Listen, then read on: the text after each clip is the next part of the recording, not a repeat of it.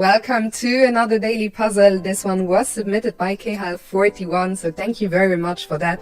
And it is a very fun puzzle, I thought, so let's jump into it. In the starting position, we are down not just a full knight, also 2 pawns. On top of that, white has a bishop looking down at our king, is threatening to play e7 with a discovered check and a checkmate to follow very, very shortly. So it is clear that we have to look at the enemy king. The enemy king looks quite open and is fairly restricted. It only has one safe square on h1 as our knight covers f1 and the pawn covers h2 and f2. So of course we want to look for checks here, and I would say the first move of the solution is a fairly obvious one. It is bishop d4. There were not too many other checks to look at anyway. There was knight f3, but first of all, remember the knight was doing an important job covering an escape square, and also white can simply give up the queen here. And if we were to recapture, here comes e7 that I was talking about. We are in check.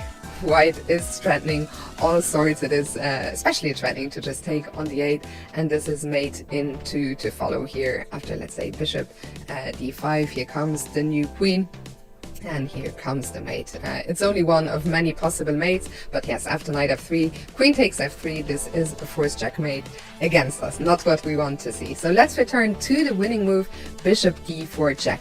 Now it is obvious the king has to step into the corner. After the only other legal move, knight f2, we can choose the way in which we want to checkmate here. I always like to checkmate with a pawn personally, but bishop takes f2 is also checkmate, as is queen h2, so we can pick white's poison here.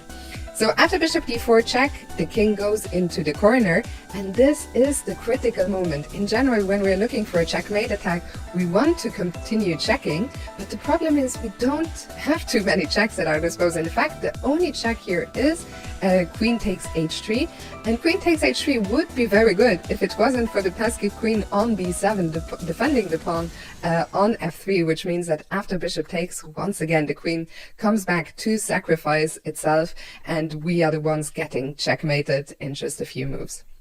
So we need to take a moment to think here after king h1.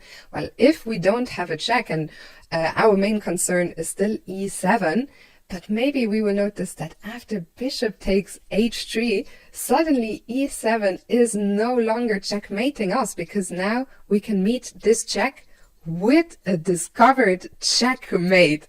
By dropping the bishop back to e7, we have unleashed the queen from h4. The king has nowhere to go. There is no way to block the check. So bishop e6 is actually checkmate. I'm not sure I've ever seen a tactic like this before, where a check is met by not only a counter check, but by a checkmate.